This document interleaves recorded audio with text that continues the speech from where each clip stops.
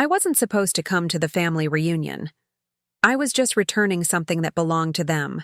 A photo album filled with decades of memories, carefully restored after the flood damage, each picture lovingly cleaned and preserved by my own hands. But when my sister Claire opened that cabin door and stared at me like I was some unwelcome stranger, her face hardening with that familiar mix of disgust and superiority, I knew this wasn't about returning family heirlooms. This was about territory, about who belonged and who didn't. And what my 12-year-old son Marcus did next would change everything between us forever. Before we jump back in, tell us where you're tuning in from. And if this story touches you, make sure you're subscribed, because tomorrow I've saved something extra special for you. The morning started innocently enough. Marcus and I had spent weeks working on that photo album after discovering it water-damaged in my late grandmother's basement. Hurricane Elena had flooded half the old neighborhood, and somehow this collection of 4 generations of family memories had ended up in my possession. Maybe it was fate, or maybe it was just logistics. I was the only one who lived close enough to handle the cleanup. Either way, I'd spent countless evenings with a hairdryer, photo restoration solution, and infinite patience, bringing those memories back to life.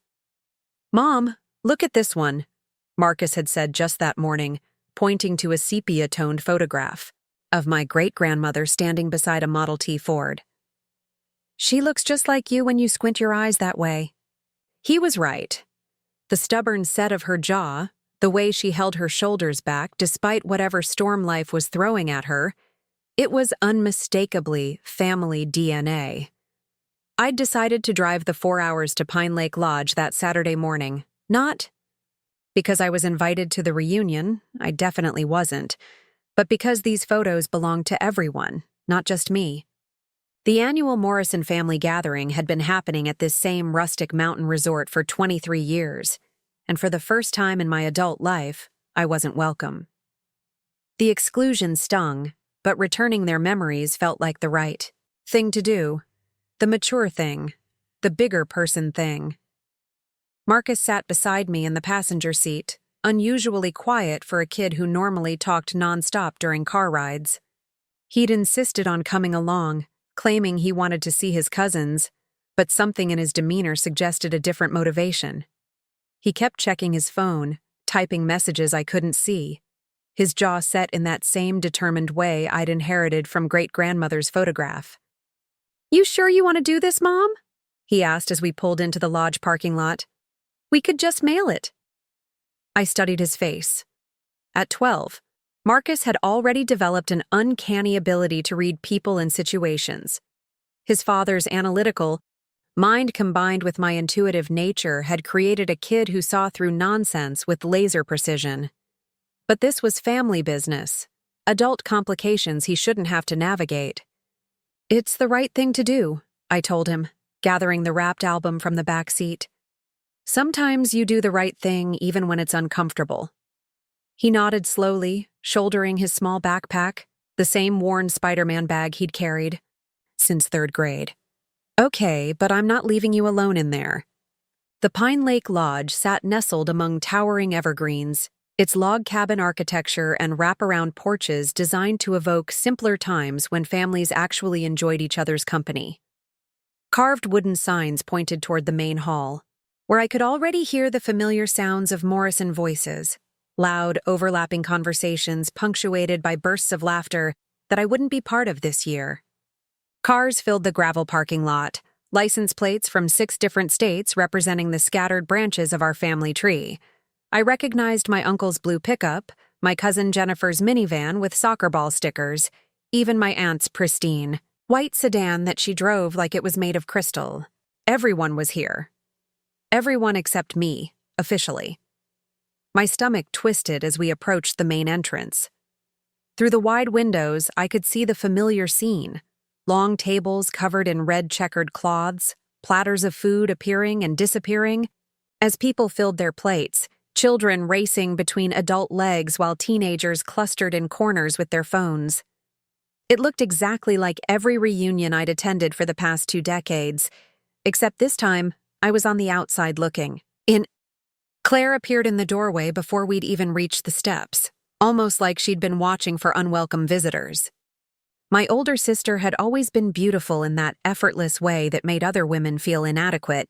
Perfectly styled blonde hair that never seemed affected by humidity, clothes that looked expensive even when they weren't, and a smile that could shift from genuine warmth to Arctic coldness in milliseconds.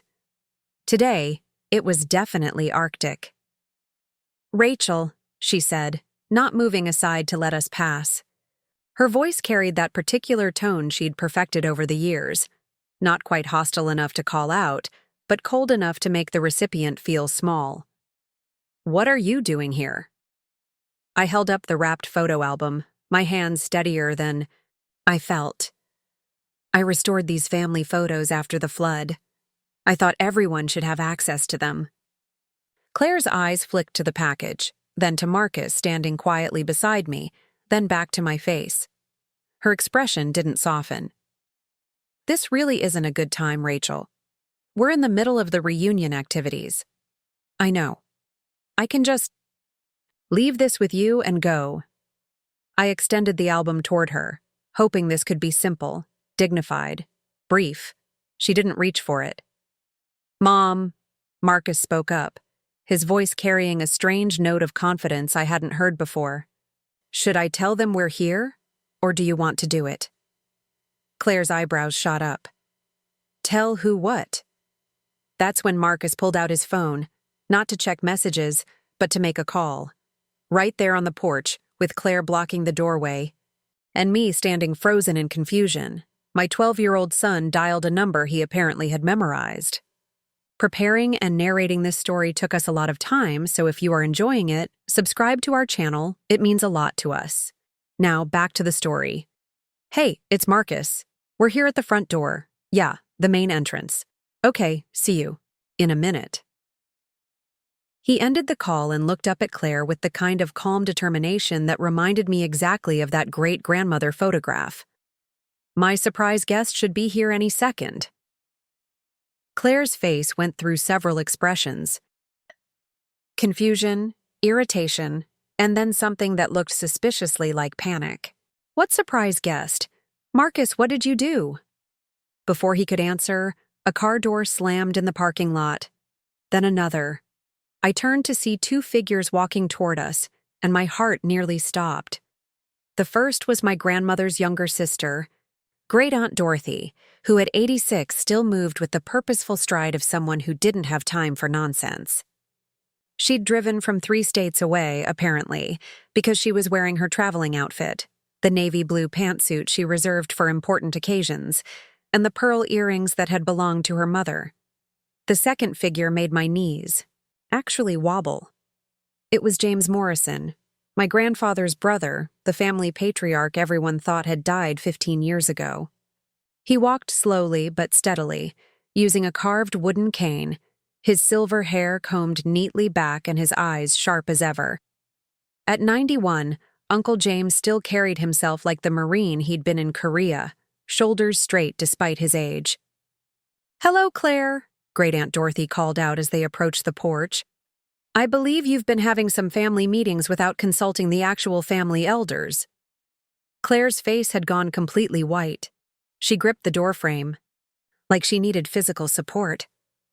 "Uncle James, but we thought—" "You thought I was dead," he said with a dry chuckle, climbing the porch steps with measured determination. Interesting assumption, considering nobody bothered to confirm it. "Dorothy here tells me there's been some discussion about changing great-grandmother's will distribution, cutting out certain family members who've apparently fallen out of favor." My mind reeled. Marcus had somehow tracked down relatives I hadn't spoken to in years, relatives most of the family believed were gone, and convinced them to drive hundreds of miles to crash a reunion they hadn't been invited to either. But how? Had he even known about any will discussions? How had he found them? How had a 12-year-old orchestrated something this elaborate? "Marcus," I whispered, "what exactly did you do?" He looked up at me with eyes that suddenly seemed much older than 12. I did what you always taught me, Mom. When someone's being unfair, you don't just accept it. You find a way to make it right. Great Aunt Dorothy had reached the porch now, and she looked at Claire with the kind of expression that had probably terrified misbehaving children for decades. Now then, dear, I believe we need to have a conversation about some recent family decisions that were made without proper consultation. And I believe my great-great-nephew Marcus has some documentation we all need to review. That's when Marcus opened his Spider-Man backpack and pulled out a manila folder thick with papers, legal documents, printed emails, and what looked like copies of official records. My child, who I thought had been playing video games and doing homework for the past few weeks, had apparently been conducting a full investigation into family financial affairs. I found the letters, he said simply, handing the folder to Uncle James. The ones about changing great-great-grandmother's trust distribution. And I found the probate records that show Uncle James was never actually declared dead. Someone just stopped including him in family communications and let everyone assume. Claire's face had progressed from white to green. Behind her, I could see family members starting to gather in the lodge's main room, drawn by the commotion at the front door. Faces I recognized, cousins, aunts, uncles, were pressed against. Windows, trying to figure out why Dorothy and James Morrison were standing on the porch when everyone thought James had been buried over a decade ago. Uncle James opened the folder and began scanning the documents with the careful attention of someone who'd spent a lifetime reading important papers. His expression grew darker with each page. "Well," he said finally, his voice carrying the kind of authority that made everyone within earshot stand a little straighter. "It appears we have quite a bit to discuss. Claire, I think it's time you invited us all inside. This reunion is about to become much more interesting than anyone planned." Claire stepped aside wordlessly, finally clearing the doorway. But as we walked past her into the lodge, I heard her whisper to someone behind her, "How did that kid even know any of this?" I wondered the same thing. My son, who still needed reminders to brush his teeth, had somehow uncovered family secrets that had been buried for years and tracked down relatives who'd been written off as dead. He'd orchestrated a reunion ambush that was about to turn whatever power play had been happening in my absence completely upside down. As we entered the main hall, conversations stopped mid-sentence. Forks paused halfway to mouths. Children stopped running. Even the background music seemed to quiet down as if the entire reunion was holding its breath. Uncle James surveyed the room slowly, his gaze moving from face to face like he was taking inventory of family members who'd apparently been making decisions about his estate without his knowledge. Great Aunt Dorothy stood beside him, her sharp eyes cataloging expressions and reactions with the efficiency of someone who'd been watching family dynamics play out for 8 decades. And Marcus stood between them, still holding that manila folder, looking like the most composed person in the room despite being younger than everyone else by at least 2 decades. "Good afternoon, everyone," Uncle James said, his voice carrying easily across the suddenly silent room. "I hope you don't mind that Dorothy and I decided to join your little gathering. It seems we have some family business to discuss that affects all of us." My cousin Jennifer dropped her plate of potato salad. My uncle actually stepped backward, into a support beam. And my aunt's face went through the same progression of expressions that Claire's had: confusion, recognition, and then something that looked very much like fear. Because if Uncle James was alive, if he'd never actually died, then every assumption they'd been making about inheritance, about family leadership, about who had the right to exclude whom from family gatherings, was about to be challenged by someone who actually had the legal standing to challenge it. Marcus caught my eye and gave me the smallest smile, the kind of expression that said he'd been planning this moment for longer than I could have imagined. My 12-year-old son had just turned a family reunion into a reckoning. I should have known Marcus was planning something when he started asking about Great Aunt Dorothy 3 weeks ago. It seemed innocent at the time, just a kid curious about family history while we worked on the photo restoration project. "Mom, what happened to Grandpa's brother James? Why don't we ever see him anymore? I'd brushed off his questions, assuming. It was typical 12-year-old curiosity about relatives who'd passed away before he was old enough to remember them clearly. What I didn't realize was that Marcus had been conducting his own investigation, using skills I didn't even know he possessed. While I thought he was playing Minecraft after homework, he'd actually been diving deep into public records, genealogy websites, and social media accounts, piecing together a puzzle that the adults in our family had apparently stopped trying to solve years ago. The silence in the lodge's main hall stretched uncomfortably as everyone processed the impossible sight of Uncle James, very much alive and standing in their midst. I watched faces around the room cycling through emotions: shock, embarrassment, and in some cases what looked distinctly like guilt. My cousin David was the first to break, crossing the room with his arms outstretched and tears actually forming in his eyes. Uncle James, we all thought. God, we've missed so many years. His voice cracked as he embraced the elderly man, who was supposed to have been buried over a decade ago. How is this possible? Where have you been? Uncle James patted David's back with the patience of someone who'd clearly prepared for this moment. I've been exactly where I've always been, son. Same house, same phone number, same address I've had for 40 years.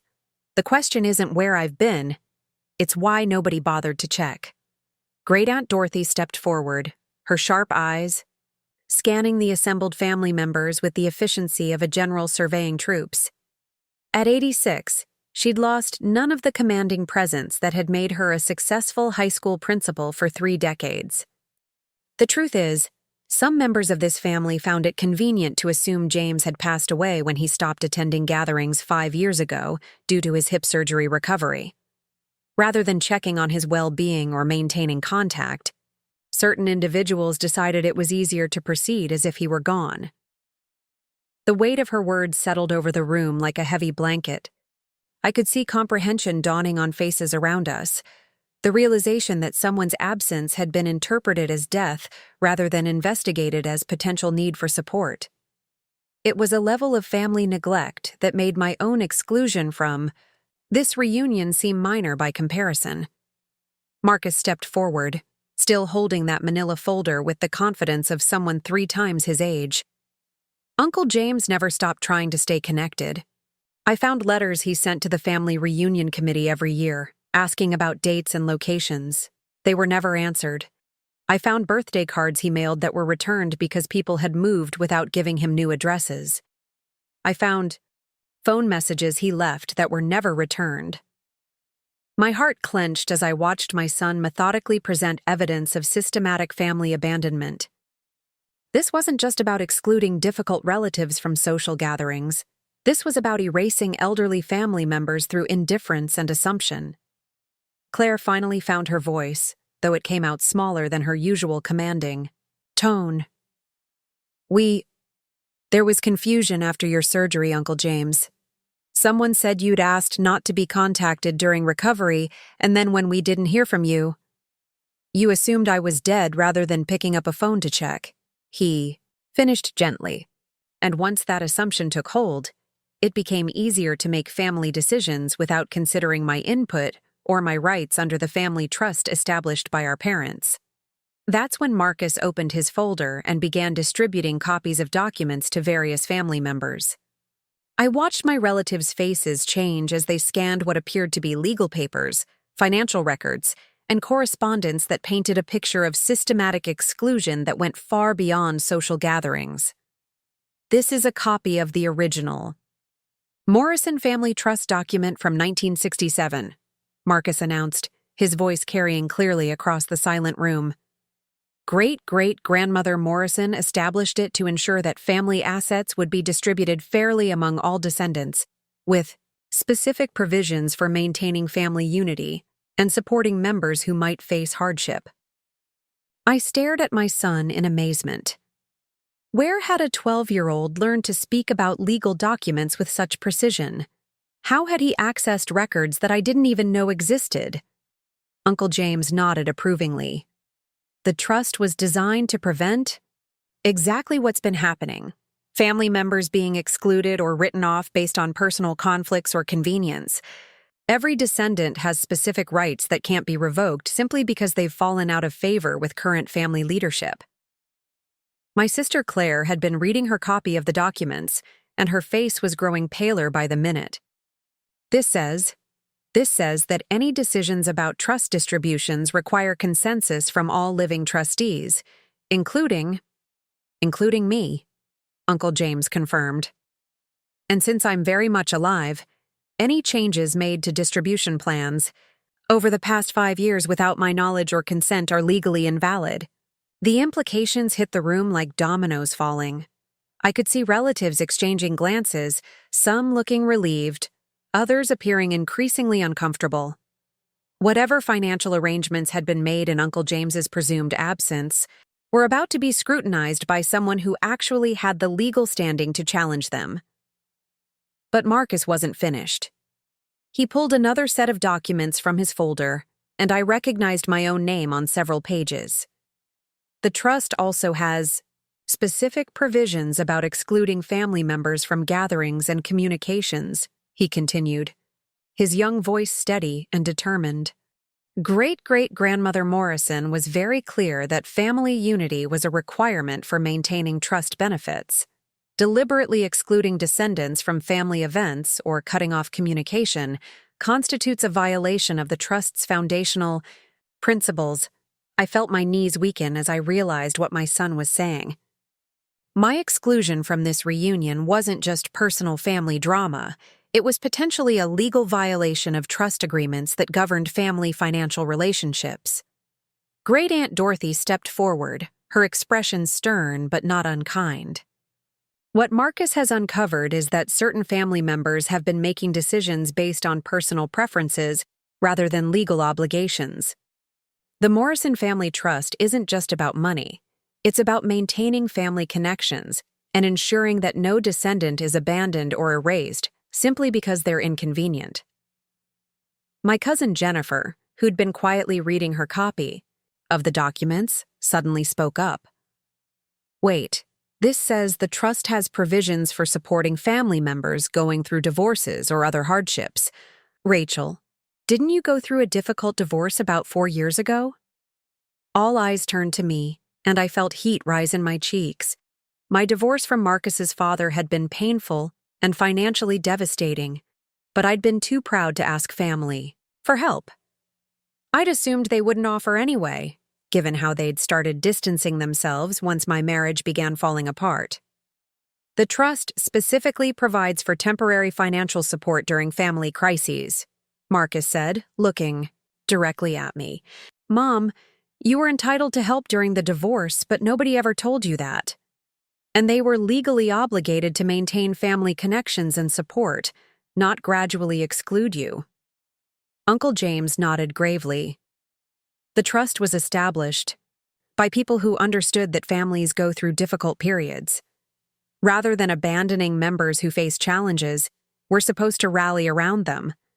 That's not just moral obligation. It's legal requirement for anyone who benefits from family assets. I stared around the room at faces I'd known my entire life, people I'd shared holidays and celebrations with for decades, and realized that my gradual exclusion hadn't just been personal rejection. It had been a violation of agreements their own ancestors had established to prevent exactly this kind of family fragmentation. My Uncle Robert cleared his throat uncomfortably. We didn't know about the specific trust provisions. The legal language is complex, and we thought the requirements were mainly about financial distributions, not social obligations. Ignorance isn't a legal defense, Great-Aunt Dorothy replied crisply, especially when that ignorance is willful. How many of you have actually read the complete trust document that governs family assets you've been benefiting from for years? The uncomfortable silence that followed answered her question clearly. Marcus stepped closer to me, his young face serious but compassionate. Mom, I started researching all this because I was tired of watching you pretend it didn't hurt when they excluded us. You always told me that family means showing up for each other, especially during hard times. But they weren't showing up for us, and they weren't following the rules their own great-grandmother established to keep the family together. I felt tears threatening as I looked down at my extraordinary son. While I'd been trying to maintain dignity by accepting exclusion gracefully, he'd been fighting for our place in the family using tools I didn't even know existed. He'd tracked down lost relatives, uncovered legal documents, and orchestrated this confrontation not out of anger, but out of love for family unity. "The question now," Uncle James said, his voice carrying the authority of someone who'd been making important decisions for 9 decades, "is how this family chooses to move forward. We can continue operating under assumptions and personal preferences, or we can honor the agreements that were established to keep us connected across generations." Claire set down her copy of the documents and looked around the room. "What exactly does that mean, practically speaking?" Great-Aunt Dorothy smiled for the first time since arriving. "It means we follow the trust provisions as they were written. Family members facing hardship receive support rather than exclusion. Family gatherings include all descendants, unless there are legal reasons for exclusion, not just social preferences. And decisions about family assets require input from all trustees, including those who've been written off as dead." My cousin David stepped forward, his expression shifting from shock to determination. "Uncle James, what do you need from us? To make this right? How do we fix years of mistakes?" "We start by acknowledging them," Uncle James replied. "And then we rebuild family connections based on the principles our ancestors established, rather than the convenience preferences of current leadership."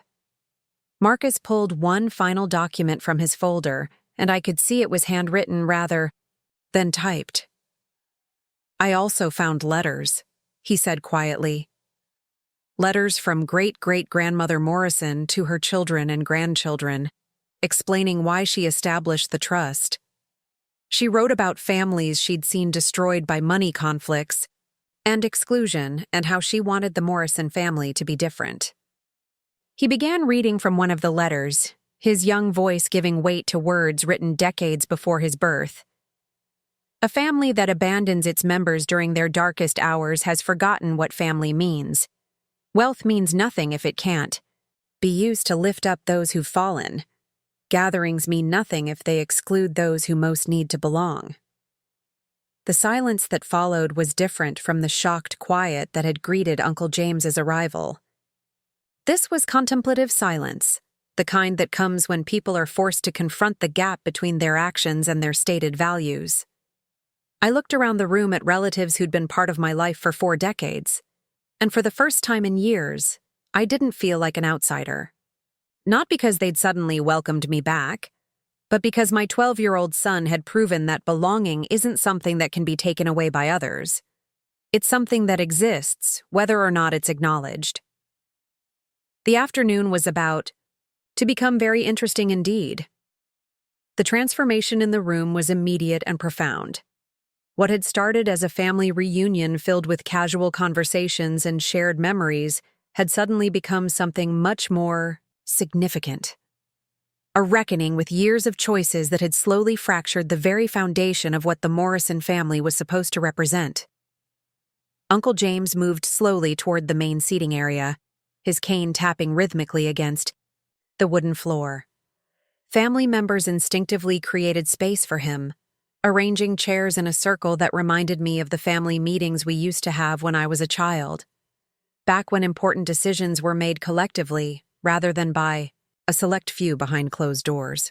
"Before we discuss legal obligations and trust provisions," Uncle James began, settling into a worn leather armchair that seemed to fit him perfectly, "I think we need to address something more fundamental. Marcus, would you mind sharing how you discovered that I was still alive?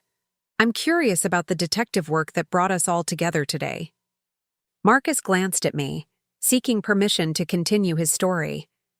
I nodded, still amazed by the initiative my son had shown. He pulled a small notebook from his backpack.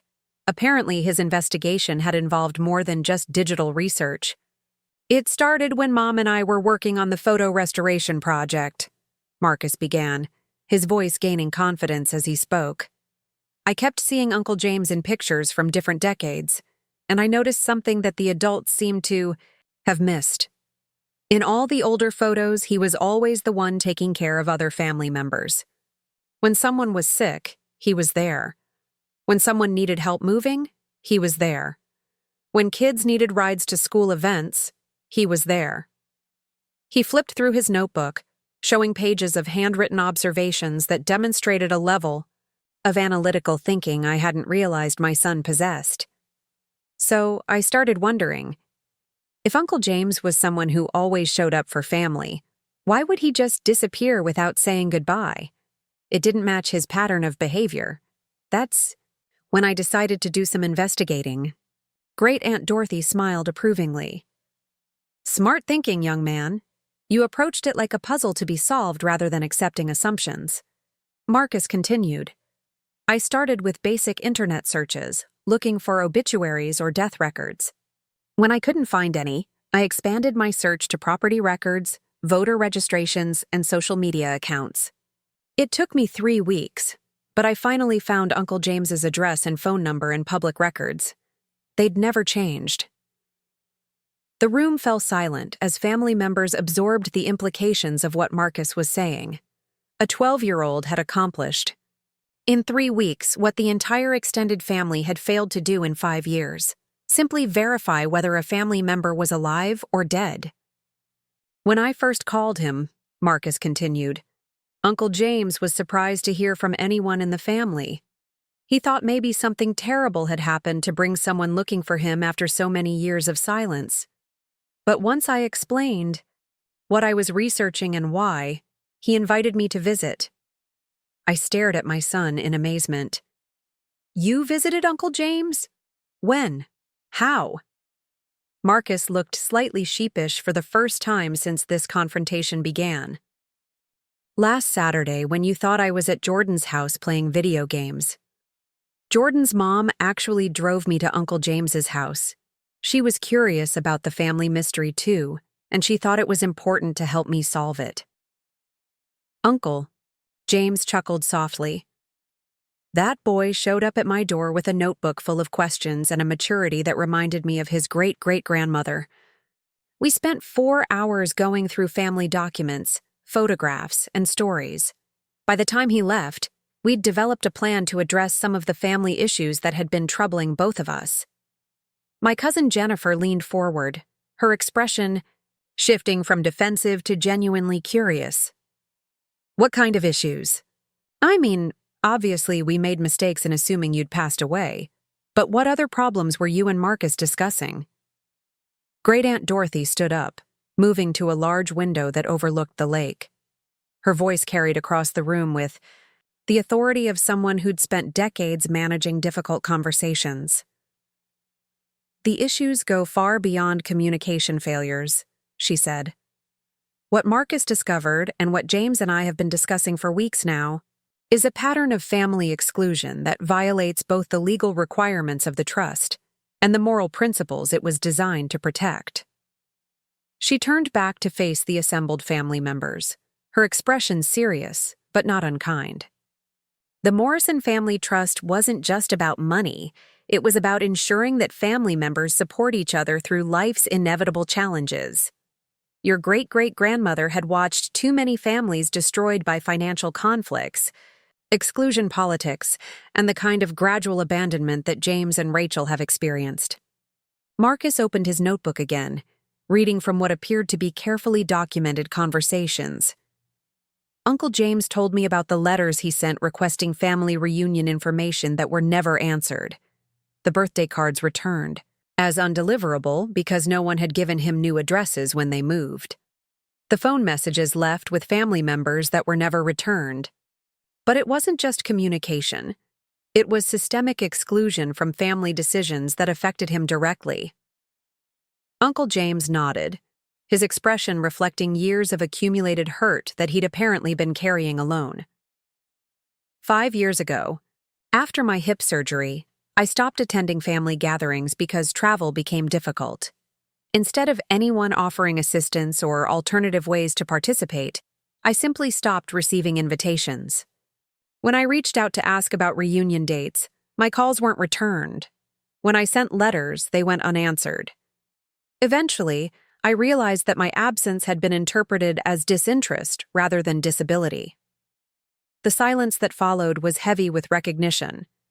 I could see family members exchanging glances, and I knew they were remembering their own assumptions about Uncle James's absence. My sister Claire cleared her throat uncomfortably. "Uncle James, we honestly thought you preferred to be left alone. When you stopped coming to gatherings, we assumed." "You assumed rather than asking," he interrupted gently. "And once those assumptions became accepted truth, it became easier to make family decisions without considering my input or welfare." Marcus flipped to another page in his notebook. "That's when Uncle James and I started looking at the bigger pattern.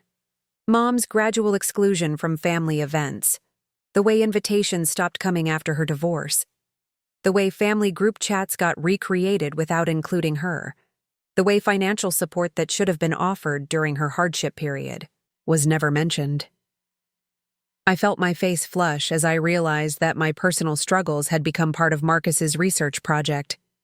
But looking around the room, I could see that family members were beginning to understand the connection between different exclusions, that Uncle James's abandonment and my rejection weren't separate incidents, but part of a larger pattern of behavior.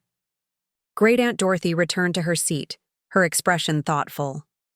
What became clear through Marcus's investigation is that the Morrison family has been operating under a philosophy of exclusion rather than inclusion.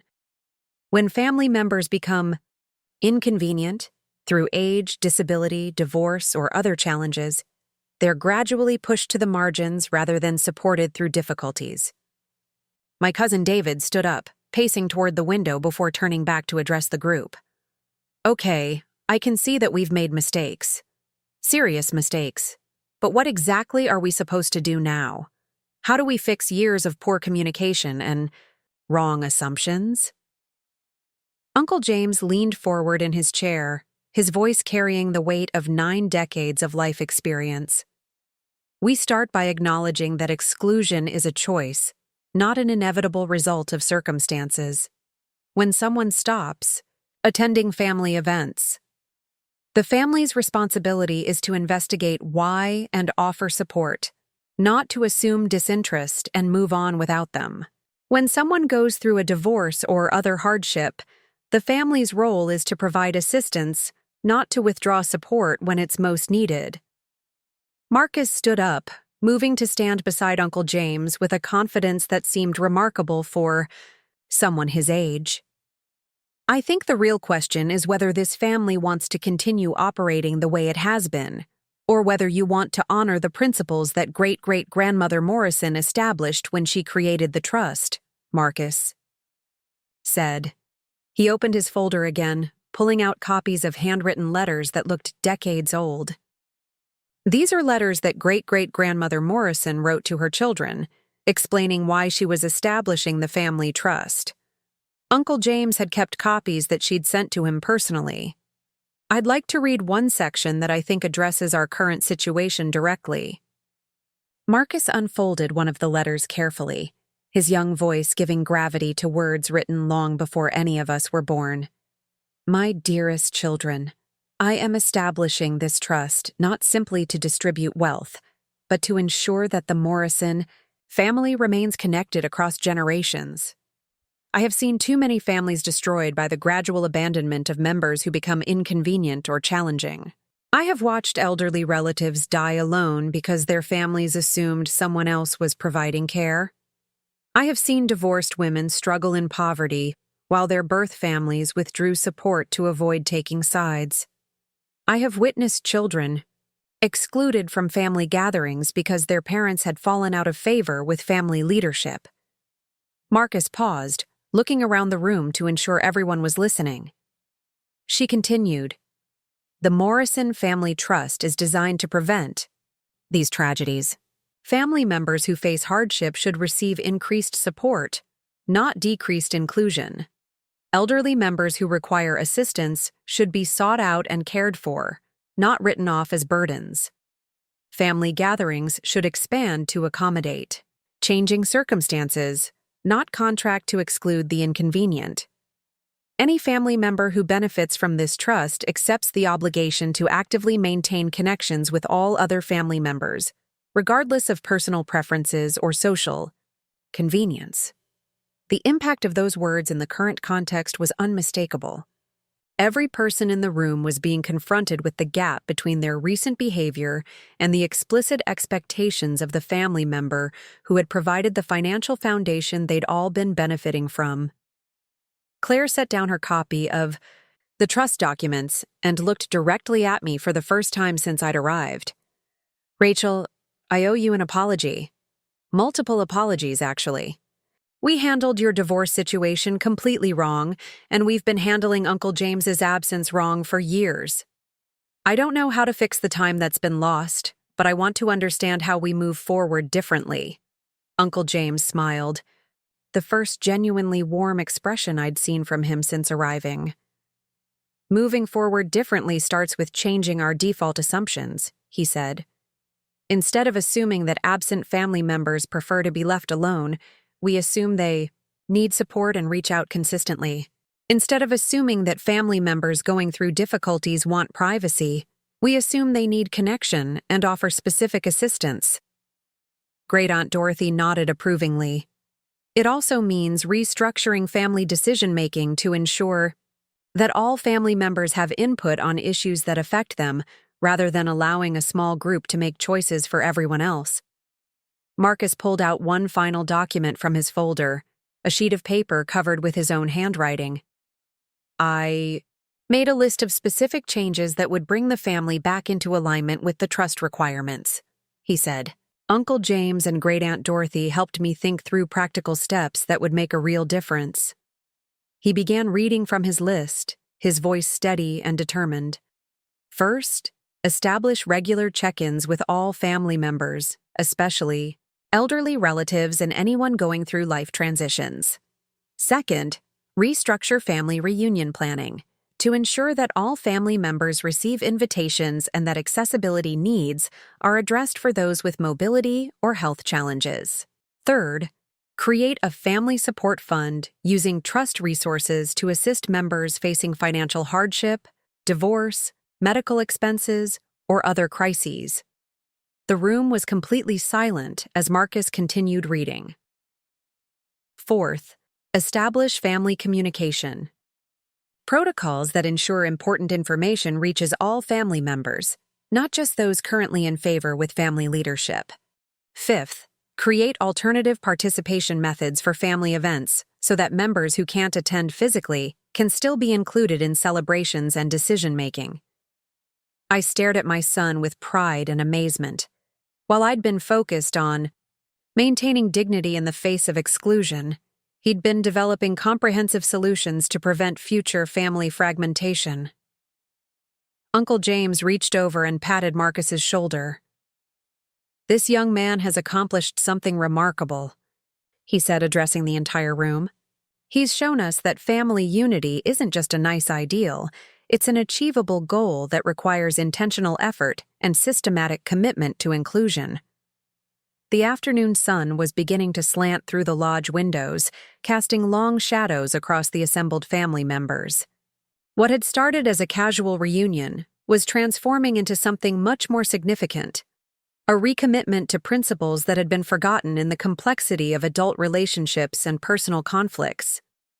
The question now was whether the Morrison family would choose to rebuild according to the foundation their ancestors had established, or continue operating under the exclusionary patterns that had nearly cost them 2 family members permanently. Looking around the room at faces I'd known my entire life, I realized that my 12-year-old son had accomplished something I'd never managed in 4 decades of family membership. He'd created a moment where change was not only possible, but necessary. The silence that followed Marcus's presentation stretched for what felt like an eternity, but I could see something shifting in the faces around me. It wasn't the uncomfortable quiet of people caught in wrongdoing. It was the contemplative silence of individuals genuinely processing the possibility of transformation. My Uncle Robert was the first to break it, standing up from his chair with the kind of decisive movement that suggested internal resolution. "I want to make something clear before we go any further," he said, his voice carrying across the room, with unexpected emotion. "I've been thinking about James for years, wondering how he was doing, but I convinced myself that reaching out would be intrusive. I told myself he probably wanted space, that he'd contact us if he needed anything. But the truth is, I was scared of finding out that he was struggling, and that I'd have to step up and help. It was easier to assume he was fine and didn't want to be bothered." Uncle Robert's honesty seemed to unlock something in the room. My cousin Jennifer nodded, tears forming in her eyes. "I did the same thing with Rachel after her divorce," she admitted, looking directly at me. "I kept telling myself that she seemed to be handling everything well, that she probably didn't want family interference. But really, I was overwhelmed with my own kids and responsibilities, and it felt easier to let her handle her problems alone rather than figure out how to help." Great Aunt Dorothy stood up, moving to the center of our circle with the commanding presence that had made her such an effective educator for 3 decades. "What you're both describing is exactly what the trust was designed to prevent," she said. "Your great-great-grandmother understood that families naturally drift toward the path of least resistance. It's human nature to avoid difficult conversations, complicated logistics, and emotional labor. But families that last across generations are the ones that choose to do the hard work anyway." Marcus opened his notebook again, but this time he turned to a section I hadn't seen before, pages filled with what looked like interview notes and direct quotes. "When I was visiting Uncle James last week, I asked him what he missed most about family connection," Marcus said. "His answer surprised me. He didn't talk about missing parties or holiday dinners. He talked about missing the feeling that someone would notice if something happened to him." Uncle James nodded slowly. "That's exactly right.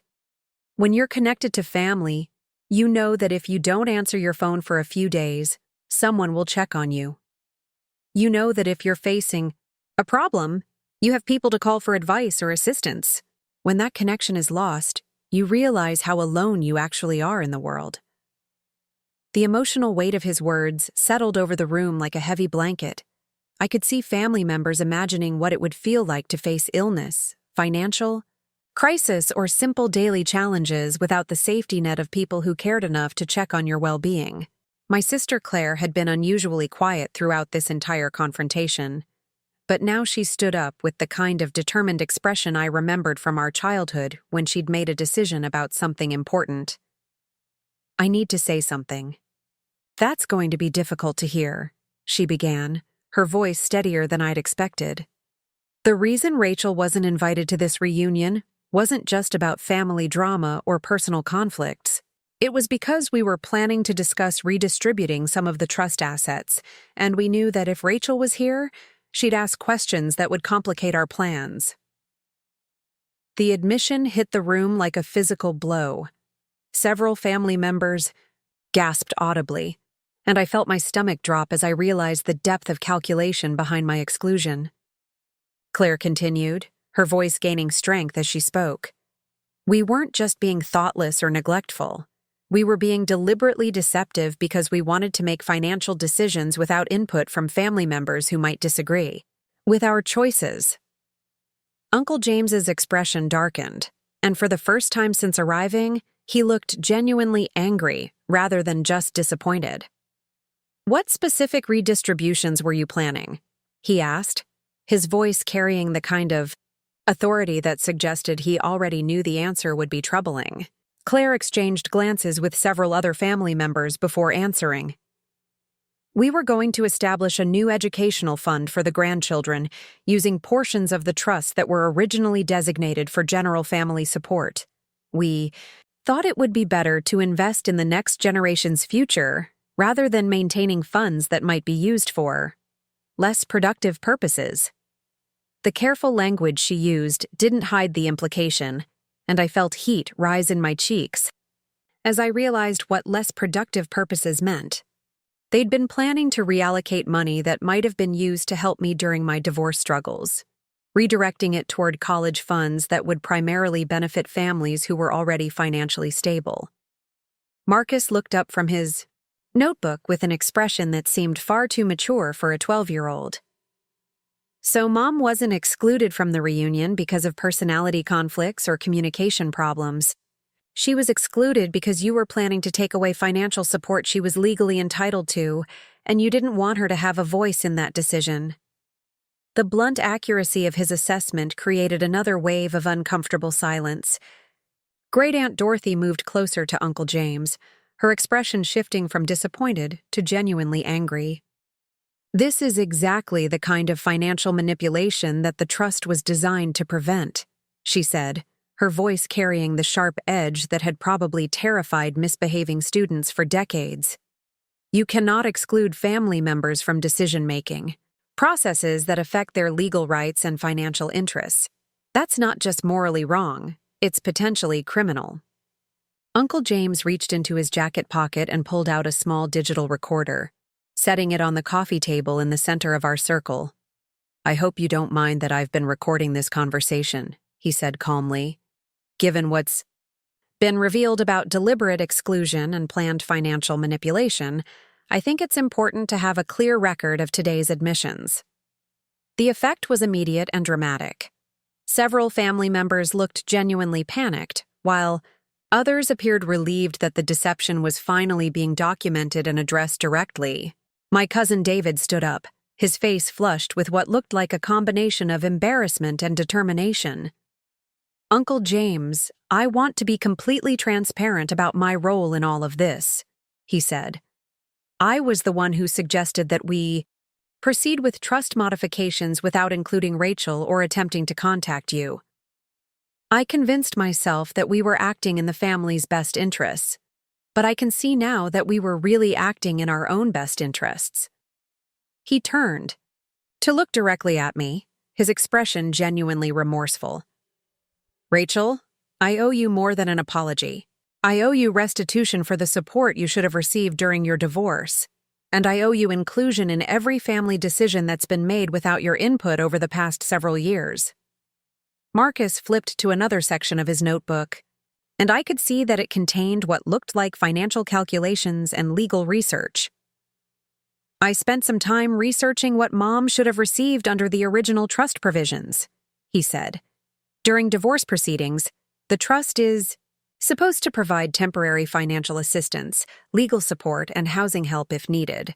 Based on the trust's historical distributions and current asset values, Mom should have received approximately $43,000 in divorce support over the past 4 years. The specific figure hit the room like a thunderbolt. Stared at my son in amazement, not just because of the amount, but because he'd been methodical enough to calculate exactly what my exclusion had cost me financially. Uncle James nodded approvingly. That figure matches my own calculations. The trust has specific formulas for providing family crisis support, and Rachel's situation clearly qualified under every criterion established by the original documents. Great Aunt Dorothy picked up the recorder from the coffee table, examining it with the careful attention of someone preparing to use it as evidence. What we're documenting here isn't just family drama, she said. This is breach of fiduciary duty, deliberate exclusion of beneficiaries from decision-making processes, and potential conversion of trust assets for unauthorized purposes. If this conversation were taking place in a courtroom, several people in this room would be facing serious legal consequences. The weight of her words seemed to settle over the assembled family members like a cold fog. I could see people beginning to understand that their casual approach to family finances and exclusion had crossed lines they hadn't even realized existed. But Marcus wasn't finished with his revelations. He pulled out another document from his folder, this one looking more official than the handwritten letters and notebook pages he'd been sharing. There's something else that everyone needs to know, he said, his voice carrying the same steady confidence that had characterized his entire presentation. When I was researching the trust documents, I discovered that great-great-grandmother, Morrison included a specific provision for situations exactly like this one.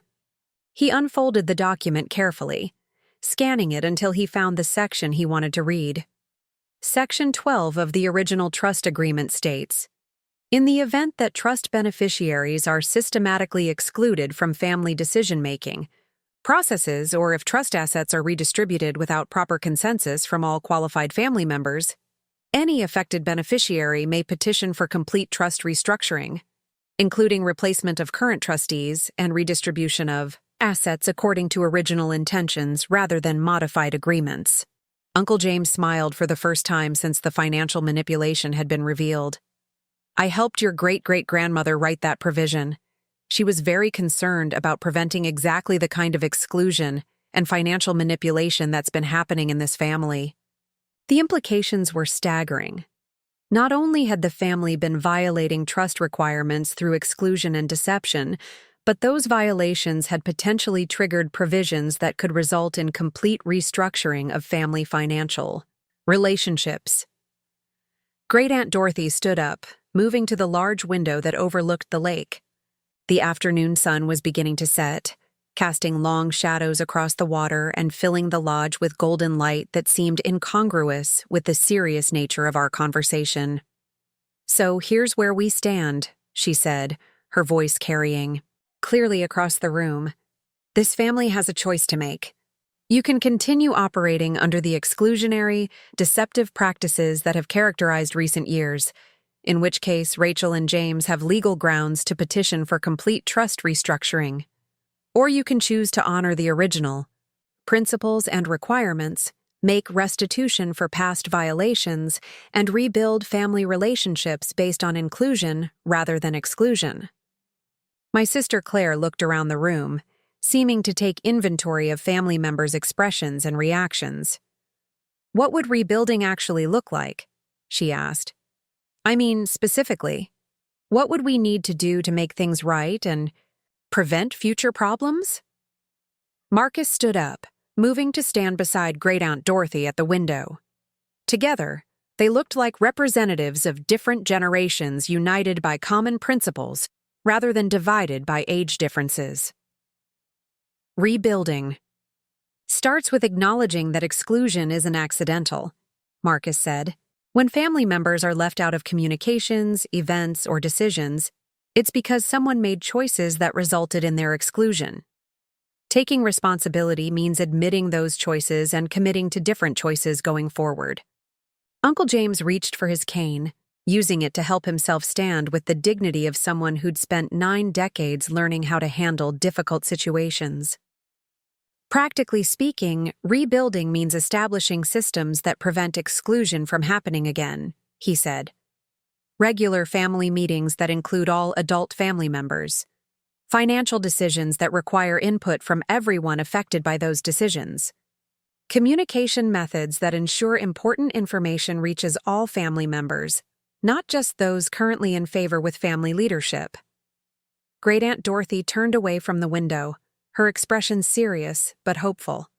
"It also means using trust resources for their original purpose, supporting family members through difficulties rather than excluding them during their most challenging periods," she added. "The Morrison Family Trust was established to strengthen family bonds, not to give some family members power over others." I looked around the room at faces I'd known my entire life, and for the first time in years, I felt something I hadn't expected to feel again. Hope. Not hope that things would return to the way they used to be, but hope that they could become something better than they'd ever been. My cousin Jennifer stood up, her expression resolute. "I want to make a formal proposal," she said. "I think we should implement every suggestion that Marcus has researched, starting immediately. Full inclusion, regular communication, family crisis support, and transparent decision-making. And I think we should start by making restitution to Rachel for the support she should have received during her divorce." The proposal hung in the pub air like a bridge between the family we'd been and the family we could choose to become. Around the room, I could see family members weighing their options, considering whether they were willing to commit to the harder path of genuine inclusion. and mutual support. Uncle James moved slowly toward the center of our circle, his presence commanding attention despite his age and mobility limitations. "Before anyone makes commitments they might not keep," he said, "I want everyone to understand what this choice really means. Choosing inclusion means that when Rachel faces another crisis, you don't get to decide she's too much trouble and exclude her. When I need assistance with transportation or health issues, you don't get to assume someone else will handle it. When family decisions need to be made, you don't get to streamline the process by leaving out voices that might complicate your preferences." He paused, looking around the room at each family member individually. Real family connection requires consistent effort, emotional labor, and sometimes inconvenient logistics. It means showing up even when it's difficult. It means having hard conversations instead of avoiding them. It means choosing relationship over convenience every single time. The challenge in his words was unmistakable.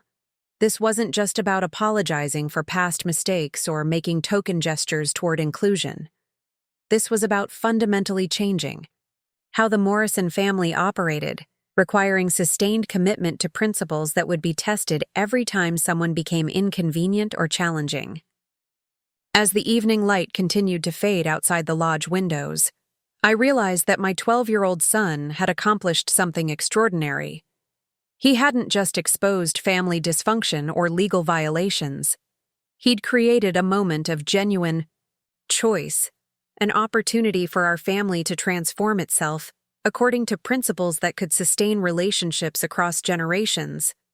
The question now was whether we would choose the harder path of authentic connection or default back to the comfortable patterns of exclusion that had brought us to this moment of reckoning. Looking at Marcus standing confidently beside his great-great-great-aunt, I realized that whatever choice the adults made, he'd already shown us what courage and commitment to family really looked like.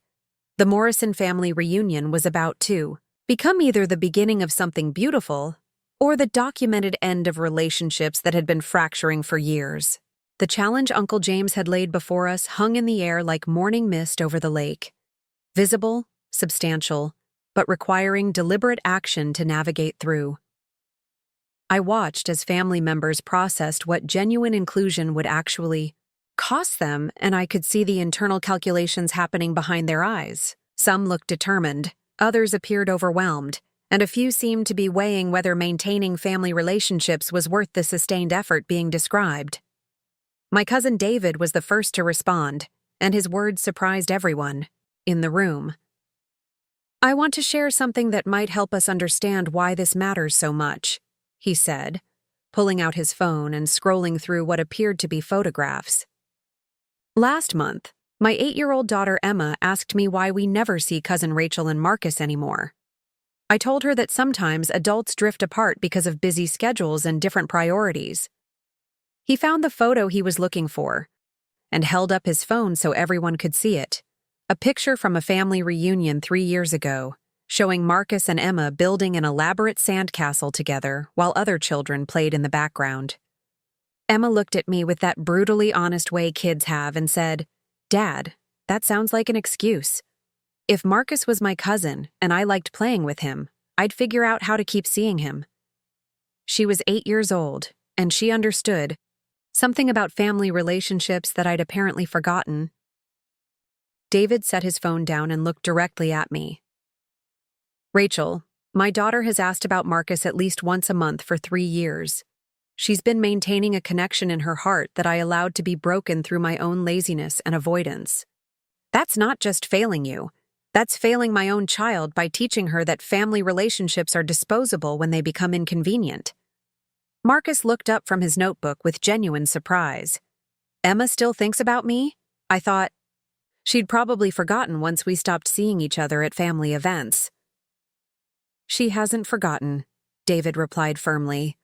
"In fact, she's been saving birthday and Christmas presents for you for the past 2 years, hoping we'd see you again. She's 8 years old, and she's been more committed to maintaining family relationships than I have."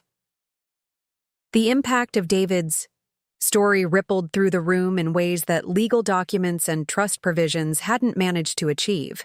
Suddenly, this wasn't just about adult conflicts and financial obligations. It was about children who'd been casualties of grown-up dysfunction, kids who'd lost cousins and relationships because adults had chosen convenience over connection. Great-Aunt Dorothy moved closer to David, her expression softening for the first time since arriving at the lodge. "What Emma understood intuitively is something that many adults forget," she said. "Relationships don't maintain themselves.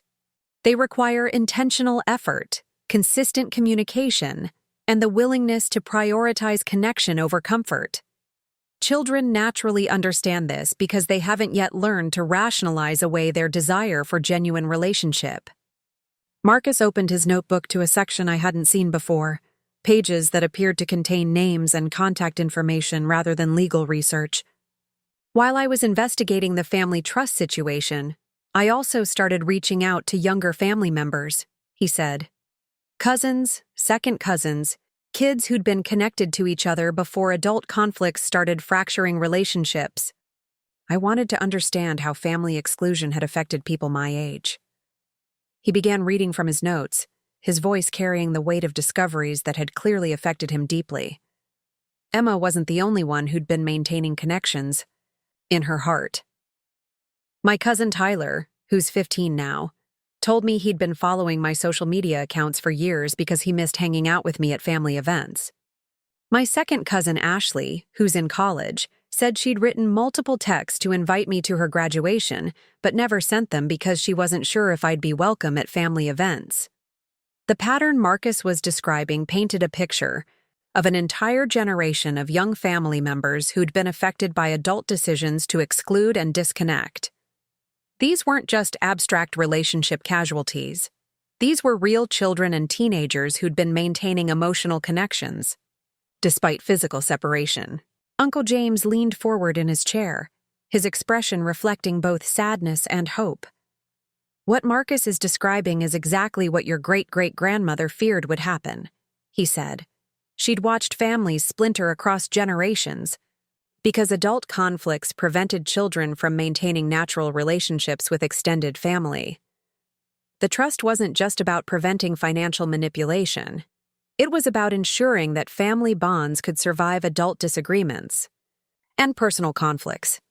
My sister Claire had been unusually quiet during this phase of our conversation, but now she stood up with the kind of determined expression I remembered from our childhood when she'd decided to tackle a difficult project. "I want to propose something specific," she said, her voice stronger than it had been all afternoon. "Instead of just talking about what we should do differently, I think we should start implementing changes right now, today, while we're all together and committed to transformation." She moved to the center of our circle, commanding attention with the natural leadership ability that had always characterized her personality. "First, I want to establish a family communication system that ensures everyone receives information about family events, decisions, and important news. Not just the people currently in favor with family leadership, but every adult family member and every family with children who should be maintaining cousin relationships." Claire pulled out her own phone, opening what appeared to be a contact management app. "I'm going to create a comprehensive family contact database right now, and I'm going to commit to sending monthly family newsletters that include updates from every branch of the family tree. Rachel, I want you to contribute a monthly update about your life and Marcus's activities. Uncle James, I want you to share stories and family history that the younger generation should know about." The practical nature of Claire's proposal seemed to energize the room in ways that philosophical discussions hadn't achieved. Family members began pulling out their phones, updating contact information, and discussing logistics for maintaining regular communication. But Marcus wasn't finished with his revelations. He turned to another section of his notebook, one that appeared to contain detailed planning rather than research notes. "Creating communication systems is important," he said, "but I think we also need to address the relationship damage that's already been done. Kids like Emma and Tyler and Ashley have been maintaining emotional connections despite physical separation, but they need opportunities to rebuild actual relationships." He looked around the room with the kind of confidence that suggested he'd been thinking about solutions as thoroughly as he'd researched problems. I want to propose a series of family connection events specifically designed to help younger family members rebuild relationships that were interrupted by adult conflicts. Not formal reunions with complicated logistics, but simple activities that prioritize connection over convenience. Marcus began outlining his proposal with the detailed planning that had characterized his entire investigation. Monthly cousin meetups that rotate between different family households, so kids can maintain regular contact without requiring major travel commitments from parents. Seasonal family projects that give multiple generations opportunities to work together on meaningful activities, and an annual family camping trip that prioritizes relationship building over formal programming. Great Aunt Dorothy smiled approvingly. This young man has been thinking like a family systems therapist without realizing it. He's identified that healthy family relationships require both structural support and regular opportunities for positive interaction. Uncle James nodded, his expression reflecting genuine pride in Marcus's comprehensive approach to family healing. What Marcus is proposing addresses both immediate needs and long-term sustainability, he said. It's not enough to apologize for past exclusion and promise to do better. Genuine transformation requires creating new systems that make inclusion the default, rather than the exception. My cousin Jennifer stood up, her expression reflecting the kind of determined energy that suggested she was ready to commit to significant changes. I want to volunteer to coordinate the cousin meetups that Marcus described, she said. My kids have been asking about missing family relationships too, and I think organizing regular activities would benefit everyone involved. But I also want to address something that hasn't been discussed yet. She paused, looking around the room before continuing. We've been focusing on how to rebuild relationships and prevent future exclusion, but we haven't talked about making restitution for the specific harm that's been done. Rachel, you should have received financial support during your divorce that was deliberately withheld. Uncle James, you should have received family care and assistance during your recovery period that was denied through neglect. Jennifer's directness seemed to cut through remaining hesitation in the room. The time for vague commitments and general apologies had passed. Now we were discussing specific actions that would demonstrate genuine commitment to transformation. Uncle James reached into his jacket pocket again, pulling out what appeared to be official legal documents, rather than the personal letters and trust papers he'd been referencing earlier. Actually, Jennifer raises an important point about restitution, he said. When Marcus and I were planning today's confrontation, we also consulted with a family law attorney about the most appropriate ways to address past violations and prevent future problems. He unfolded the documents carefully, scanning them, before beginning to read. According to legal counsel, the trust violations we've documented today provide grounds for several specific remedies. First, immediate restitution to affected family members for financial support that should have been provided during crisis periods. Second, restructuring of trust management to ensure that all future decisions require input from all affected beneficiaries. Third, establishment of family relationship requirements that are legally enforceable rather than simply moral obligations. The mention of legally enforceable requirements created a new level of seriousness in our conversation. This wasn't just about family dysfunction that could be resolved through good intentions and better communication. This was about creating structural accountability that would prevent future violations. Marcus looked up from his notebook with an expression that suggested he had more surprises to reveal. There's something else that Uncle James and I discussed with the attorney, he said. The original trust included provisions for younger family members to have input on family decisions once they reach certain maturity levels.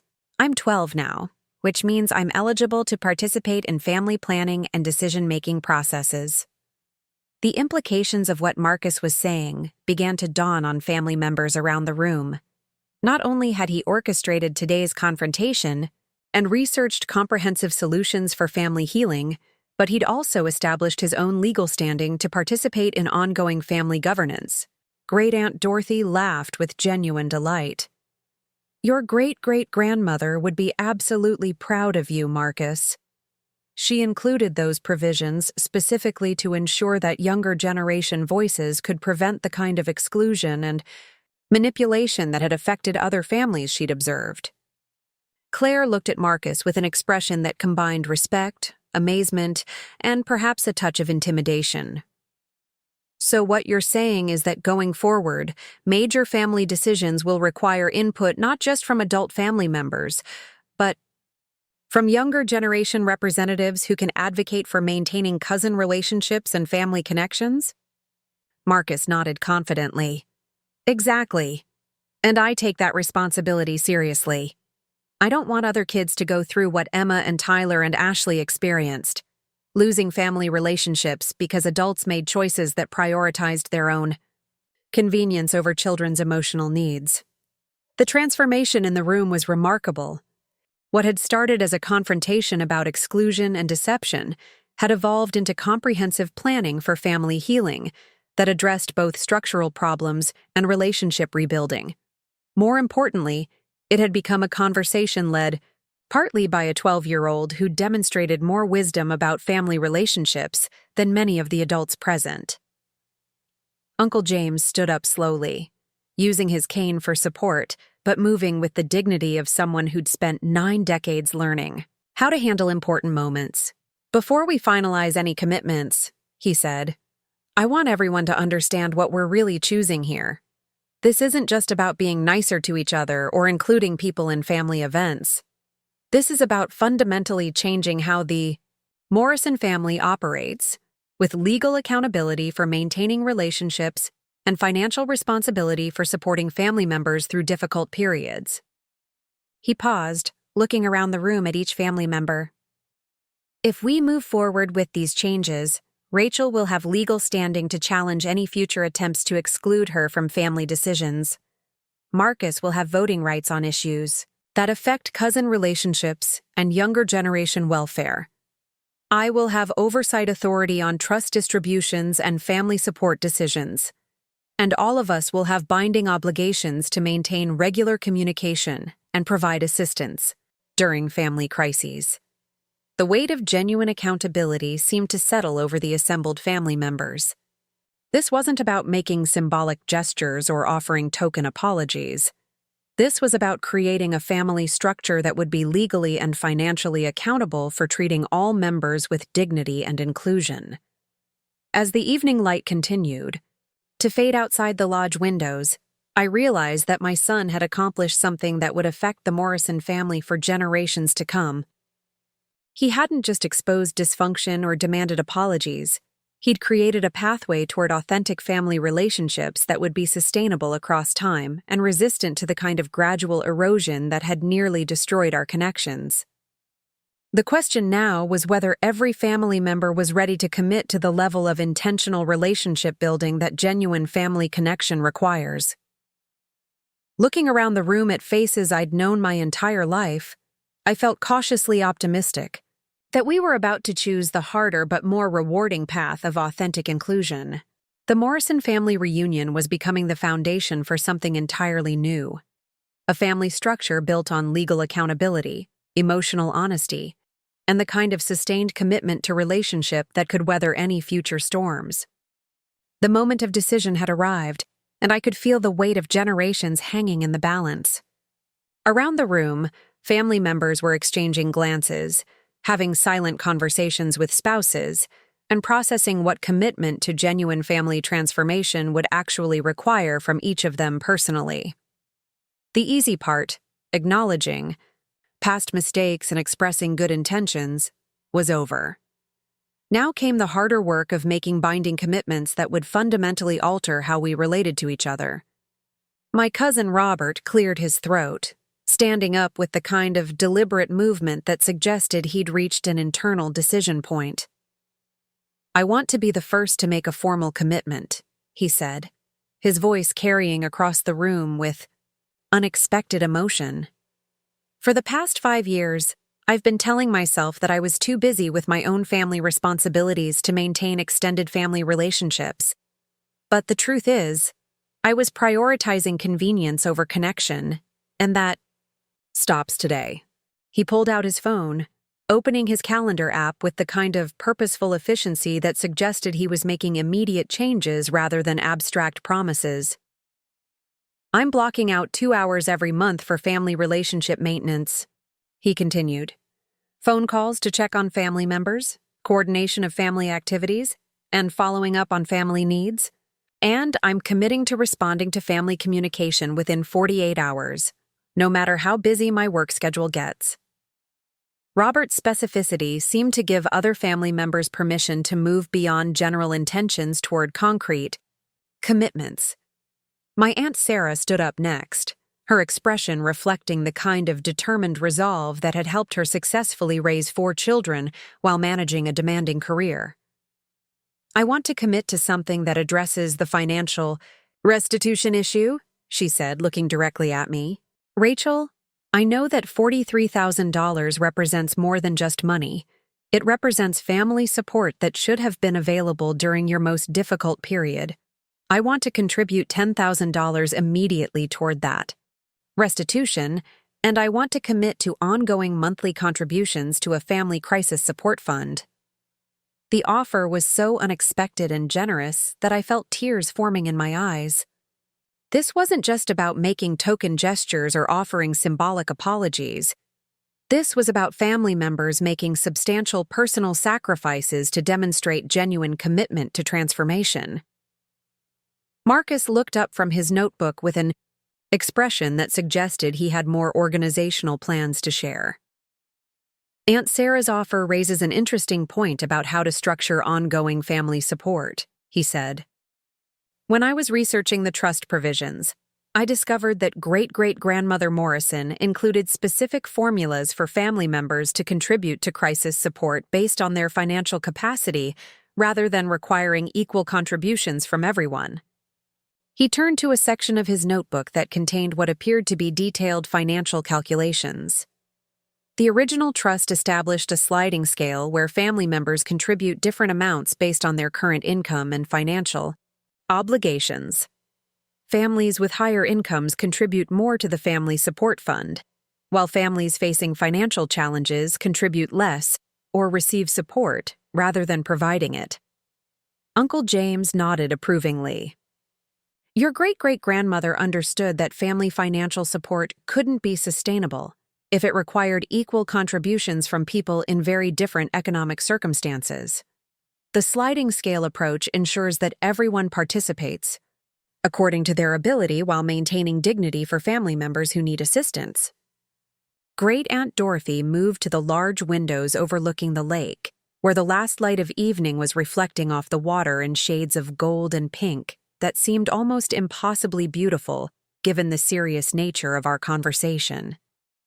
What Marcus is describing addresses one of the most common reasons that family support systems fail, she said. When families require equal financial contributions regardless of individual circumstances, they inevitably exclude members who can't afford to participate. But when contribution expectations are adjusted to match capacity, everyone can remain included in family support systems. Claire had been quietly calculating something on her phone, and now she looked up with an expression that suggested she'd reached her own decision point. Based on the sliding scale formula that Marcus researched, my family should contribute approximately $800 annually to the Family Support Fund, she said. But given my role in excluding Rachel from family decisions and financial support, I want to contribute double that amount for the first 3 years as part of making restitution for past violations. The momentum of specific commitments was building in ways that transformed the energy in the room. What had started as confrontation about exclusion and deception was becoming collaborative planning for family transformation, with each person stepping forward to make concrete contributions toward healing and sustainability. But Marcus wasn't finished with his systematic approach to family rebuilding. He opened his notebook to another section that appeared to contain detailed project timelines and implementation schedules. Creating financial support systems and communication structures is important, he said. But I think we also need to address the emotional healing that needs to happen between family members who've been hurt by years of exclusion and neglect. He looked around the room with the kind of mature insight that continued to amaze me. Uncle James needs to rebuild trust with family members who abandoned him during his recovery period. Mom needs to process years of gradual exclusion and financial abandonment. Kids like Emma and Tyler need opportunities to reconnect with cousins they've missed. And everyone needs to learn new patterns of relationship that prevent future exclusion. Marcus began outlining what appeared to be a comprehensive family healing plan that addressed both practical and emotional dimensions of relationship repair. I want to propose quarterly family healing retreats where we work on specific relationship skills and address ongoing conflicts before they become exclusion situations. Not formal therapy sessions, but structured opportunities for family members to practice better communication, conflict resolution, and mutual support. Great Aunt Dorothy turned away from the window, her expression reflecting genuine admiration for Marcus's thoroughness. "This young man has been thinking like a family systems specialist without formal training," she said. "He understands that sustainable family transformation requires both structural changes and ongoing relationship skill development." Uncle James shifted in his chair, reaching for a small leather journal that he'd been carrying in his jacket pocket throughout our conversation. "Marcus's proposal reminds me of something your great-great-grandmother wrote about family relationship maintenance," he said, opening the journal to a page marked with a faded ribbon. "She understood that families don't maintain themselves through good intentions alone. They require ongoing investment of time, energy, and intentional skill development."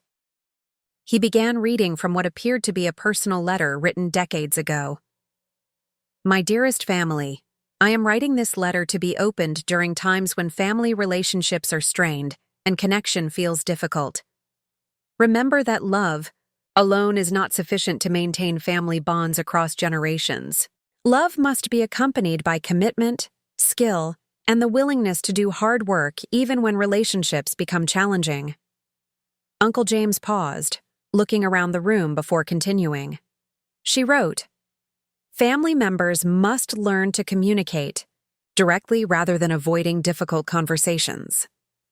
They must learn to offer support during crisis periods rather than withdrawing when help is most needed. They must learn to prioritize relationship over convenience, choosing connection even when it requires significant effort or personal sacrifice." The wisdom in those words, written by someone who'd been dead for decades, seemed to speak directly to the challenges we'd been facing as a family. Her insights about the need for intentional skill development and sustained commitment provided a framework for understanding why our family relationships had deteriorated and what would be required to rebuild them sustainably.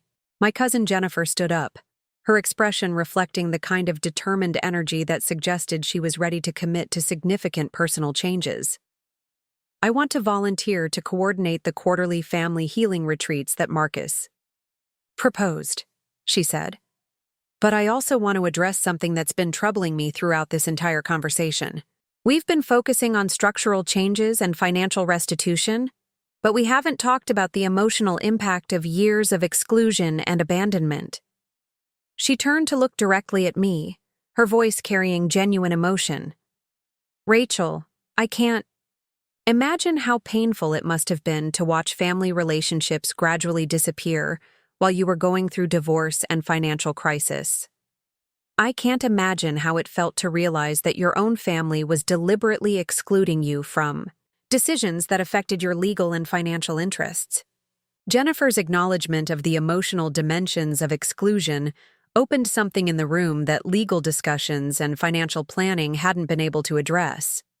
Suddenly, we weren't just talking about trust violations and communication systems.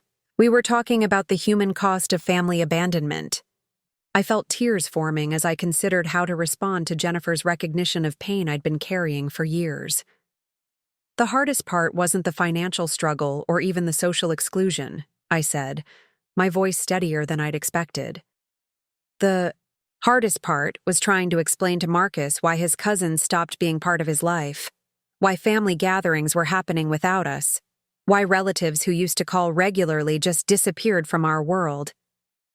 I looked at my son, who was listening with the kind of focused attention that had characterized his entire investigation. I spent years trying to protect Marcus from understanding that family relationships could be conditional, that belonging could be revoked based on adult conflicts and personal convenience. But he figured it out anyway, and instead of accepting exclusion the way I did, he decided to fight for our place in the family. Marcus closed his notebook and moved to stand beside my chair, placing his hand on my shoulder with a gesture that somehow managed to be both childlike and remarkably mature. "I didn't fight for our place in the family because I was angry about being excluded," he said quietly. "I fought because I believed that families are supposed to be safe places where people belong regardless of circumstances, and I wanted to prove that our family could choose to be that kind of safe place." The simple power of his statement seemed to cut through years of complicated adult emotions and conflicts. A 12-year-old had seen past personal grievances and financial disputes to focus on the fundamental question of what family relationships could and should provide for people who need belonging and support. Uncle James used his cane to help himself stand, moving slowly but purposefully toward the center of our circle. "Marcus has given us something precious," he said, his voice carrying the authority of 9 decades of life experience. "He's given us the opportunity to choose what kind of family we want to be, not just for ourselves, but for future generations who will inherit the relationship patterns we establish." He gestured toward the windows where darkness was beginning to settle over the lake, transforming the view from golden reflections to deeper, more mysterious shadows. "Right now, in this moment, we can choose to be a family that includes rather than excludes, that supports rather than abandons, that builds rather than breaks down relationships across time. But that choice requires more than good intentions. It requires binding commitments that will hold us accountable even when future conflicts make inclusion inconvenient." Great Aunt Dorothy moved back toward our circle, her expression reflecting both hope and determination. "I want to make a proposal that addresses both accountability and sustainability," she said. "I want to suggest that we establish a Morrison Family Council with rotating leadership that meets quarterly to address family relationship issues, coordinate support for family members in crisis, and ensure that inclusion principles are maintained, even when individual preferences might lean toward exclusion." She pulled out a small notebook of her own, one that appeared to contain detailed planning rather than research notes. The Family Council would include representatives from each generation, adults who can address financial and logistical issues, and younger members who can advocate for maintaining cousin relationships and family connections that might be interrupted by adult conflicts. Marcus looked up with obvious excitement. "That would mean kids would have official voices in family decisions that affect us, not just informal input that adults can ignore when it's convenient." "Exactly," Great Aunt Dorothy confirmed. "And it would mean that family relationship maintenance becomes a shared responsibility rather than depending on the goodwill of individual family members who might lose interest or become overwhelmed by personal obligations." The Family Council proposal seemed to provide the kind of structural accountability that could sustain the transformation we were discussing. Rather than relying on individual promises and personal motivation, we would be creating an institutional framework that could maintain family connection principles across changing circumstances and generational transitions. Claire pulled out her phone again, opening what appeared to be a calendar application. "I want to propose that we establish our first Morrison Family Council meeting for next month," she said. "And I want to suggest that we spend the time between now and then implementing some of the immediate changes we've discussed: financial restitution, communication systems, and relationship rebuilding activities." She began making notes on her phone with the kind of systematic efficiency that had always characterized her approach to important projects. "Rachel, I want to personally deliver restitution payment to you within 2 weeks, along with a formal apology letter that acknowledges Specific ways that family exclusion violated both trust provisions and basic human dignity. Uncle James, I want to coordinate family visits to your home so that you can reconnect with family members who've been absent from your life for too long. The specificity of Claire's commitments seemed to catalyze similar planning from other family members. Around the room, people began making immediate commitments, exchanging contact information, and scheduling activities that would begin the work of family healing before enthusiasm for transformation could fade into comfortable, old patterns. As evening settled completely over Pine Lake Lodge, I realized that my son had accomplished something truly extraordinary. He hadn't just exposed family dysfunction or demanded better treatment.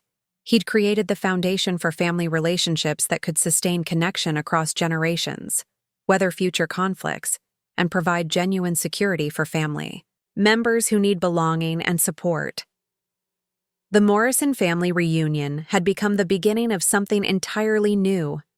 A family structure built on principles that could transform not just our own relationships, but serve as a model for other families struggling with exclusion, abandonment, and the gradual erosion of connections that should provide lifelong security. Looking at Marcus standing confidently among adults who were committing to honor his vision of what family could be, I felt profound gratitude for the courage and wisdom of a 12-year-old who'd refused to accept exclusion as inevitable and had instead chosen to fight for the kind of family relationships that could heal rather than harm the people who needed them most. Up next, you've got 2 more standout stories right on your screen. If this one hit the mark, you won't want to pass these up. Just click and check them out, and don't forget to subscribe and turn on the notification bell so you don't miss any upload from us.